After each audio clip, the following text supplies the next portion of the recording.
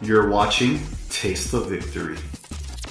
Hey everybody, welcome back. Today we are joined by IMBK, who got first place at Locals 5-0 undefeated with the new Lopmon Rush deck that is getting huge popularity. IMBK, can go ahead and take it away for your deck profile?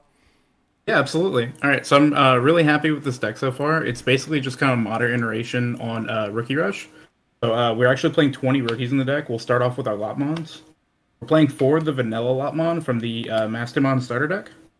It's a Lopmon in name, which is really important for stuff later, and it's also a 4K, which might not seem important, but it actually dodges a lot of things in this format. Next up, we have our BT3 Lopmon. This is really good early game. At first, it can help you get down to 3 for some important effects. And it also just draws 2 cards. So it can be really good with helping your hand fill up because you can dump hand really fast in this deck. And then finally, we have our BT8 Lopmon. EX2 Lopmon. This one's effect is on play. If you have a Suzy Wong and your security is 3 or fewer, you get Recover 1. So what's really good about this is your Suzy Wong actually plays a Lopmon. So if you get hidden security and it's a Suzy, you can play out a Lopmon from your hand and just recover it back. So this saves me from lethal very often, and it's often just a counter-lethal push, because it also plays a body on field. Anytime your opponent's checking your security, they always have to watch out in case a Suzy comes out, and you're able to just push for more damage, which is really important. We're playing 4 Suzy as well. So we have 4 Suzy in the deck, and we have 12 Lopmon total, which is, I think, as much as you can play right now without splashing into purple, which I really don't want to do. And then after, we have 12 rookies here with just Lopmons, and then we're playing... okay, we have Antylamon as well. So what Antylamon says is, it's a level 5, 7k. If you have a Suzy on field, you can Digivolve on top of any of your Lopmons in play for 3. And then whenever it attacks, you can trash one of the top card of your security, and then he unsuspends itself.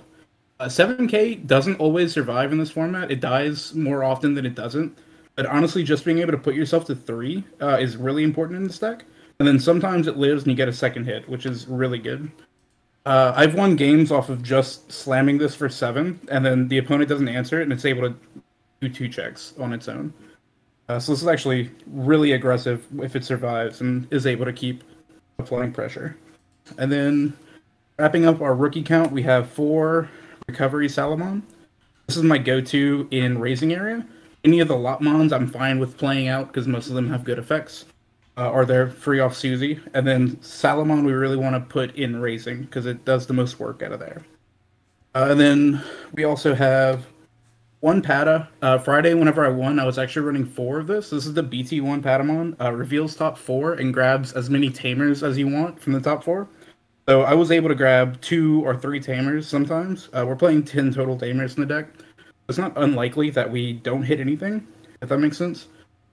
We're often able to draw 1, 2, or even 3 cards with it. And then, so like I said, I was running 4 of this. I don't currently own 4, so I had to give the other 3 back at the end of the day. What I'm doing right now is I'm running 3 Armadillomon in the spot. Armadillomon has an on play. Check the top 4. You can grab any dual color yellow card from your deck. So what we're digging for with Armadillo is our Rapidmons. Rapidmon is the best card in this deck by far. I think it's the best card in yellow right now, honestly, aside from JetSilphymon. We're playing 4 Rapids. So what Rapidmon does is when you Digivolve it, you can suspend as many Digimon as you have Tamers. So if you have 3, 4, 5 Tamers on field, you can suspend that many of your opponent's Digimon. Then 3 of their suspended Digimon get minus 5k DP. Which doesn't seem like a lot, but if you're able to Digivolve this and not pass turn, you're able to swing into a lot of their Digimon and just remove really big threats. Especially if you have a Cody on field, you can do -2 when attacking. You're able to take out like 13Ks or even bigger if you're able to have multiple Codys. Let's see, we've covered rookies, we got Antila, Rapids. Let's see, what's next over here? Get these out the way.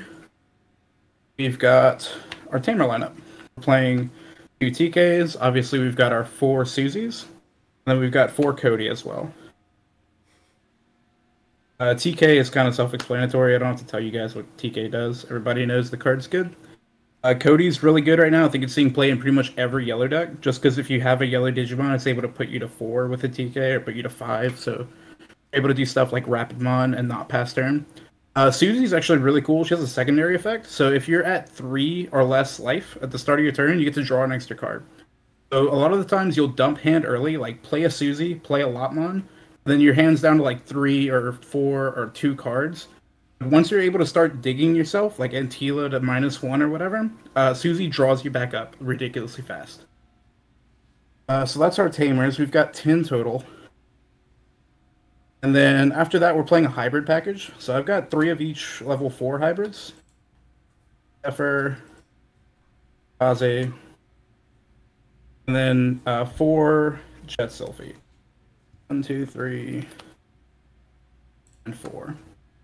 Hybrids are really good for this deck because late game, your opponent can't basically stop you from killing them, right? You swing in with your rookies early, you get them down to 1 or 2 security, and then they pass, you have say a Cody and something in raising, you go to 4, you're always able to guarantee that lethal push. You can swing even if they blow up your field, you've got hybrids, you put them on top of your Susies, you turn them sideways, you get that damage.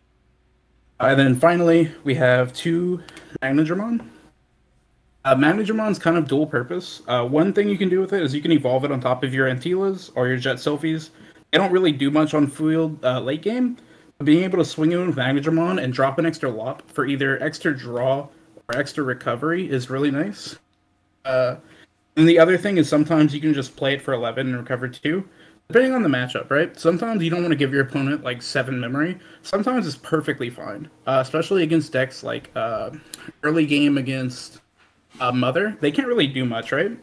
If it's super early and you're just looking to slam a big body against Mother, often they're not playing removal. So they can't really answer this body. And if you get to swing with this every turn and play extra level 3s, it's going to generate a lot of value very quickly. Oh, and then our eggs, we have 4 Upamon. It's just, if you're at 3 or less, draw a card. Really good for this deck, because we're at 3 or less very often. Awesome. Any questions, Tasty? Yeah, so I know Susie isn't a memory tamer. How is your memory management felt with just 2 Codys as your memory tamer, even with Cody, giving extra memory? Have you ever missed the 3 guaranteed memory? Sometimes you do, and that's kind of okay. Even if you just have a couple Cody on field without a TK, your opponent's always going to have to give you like at least 3, right? Ideally, they don't put you to 1 every single turn, so you're still able to do like Rapidmon stuff, as long as they're giving you 2 memory. TK is not like super important. I was considering running 3 for a while, but I think it might get a little bricky. And then obviously if you're playing more of the Patamons, you're able to see it more reliably. Awesome. I think finding Susie and finding Cody are more important than finding TK in the deck. Because you only really want 1 TK, but I would take 4 Cody and 4 Susie every single deck, every single game, right? Okay, yeah, I can see the logic for that. It does make sense. Cool. So, could you go ahead and tell us what your matchups were at that night, and then like what was the worst matchup? What was your best? Yeah, absolutely. So round 1, I played against a purple player, and honestly, I don't really know what their deck was trying to do because we just killed them so quickly. Their first couple turns were just like Digivolve into Eismon and Raising, bring it out, swing with it, draw in trash, and then they died. I didn't really get to see what they were doing because all of my Lopmons survived their checks. Like my 4K guys didn't die to anything in their deck, or in their security at least. So they just kept swinging, and I killed them. I think turn 3 both games. So unfortunately, I didn't get to see their top end. Second round, I played against Gacha Gargo. So it was like a green deck using the check top 3 when attacking effects. You know what I'm talking about? Yeah. Main Tyranno, I think, is one of them, and then they have another one. Jagamon? Basically, yeah, Jagamon, to go into Gargomon. So that was a cool matchup. He bricked pretty hard one of the games, but I still got it 2-0 pretty easily. Again, he just wasn't able to answer wide boards very well, because the deck doesn't have any removal. Which is a reoccurring theme, I think, this set, is that people just aren't playing removal right now. So you're able to just rookie rush them pretty effectively. Game 3, we played against Imperial. Imperial is actually a very close matchup because they can actually match the level of aggression that we have, right? They're able to swing a ton of times, we're able to swing a ton of times. The main issue that they have is that they brick a lot more often, right? We're playing 20 rookies and they have 4 EX1 Xvmon, which is their like main playmaker. If they don't see that and they don't see Imperial, they can't really, not Imperial, Pale Draw, right? They can't really do much. but we're able to more consistently apply pressure. But we just kind of hope they brick, and I got lucky enough to have the guy brick 2 games in a row. So he didn't really pop off against me, and I was able to just kill him before he found his pieces. Game 4 was against Blue Hybrid.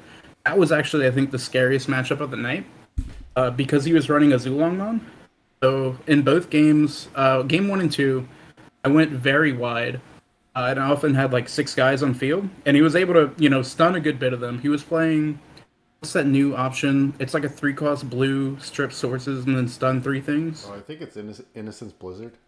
Innocence Blizzard, yeah. So he was able to stun a large bit of my field with Innocent Blizzard, Korikaku, and Tommy's. And we don't have a lot of sources, so my guys just keep getting stunned over and over. But with enough rapids, we were able to kill off his main threats, and then push late game. We lost game 2 from 5 security with 6 guys on field, because he had an Azulong that did 5 checks. So that was wild. Yeah. But we were able to come back in game 3, and it was very close games. That was, I think, the roughest matchup of the night. And then game 5 was another Imperial player, and he just, again, didn't get lucky. Didn't see the pieces he needed. And we were able to just outgrow him before he was able to put everything together. If they take like a turn to just like drop a Davis or drop a couple of V-Mons to search, you can really capitalize on that. Yeah, it was wild. 22 people at our locals. Not a lot of duplicate deck types, so we had a lot of different stuff there. I think I played the only 2 Imperial Dramon players that night. Oh, that's unfortunate.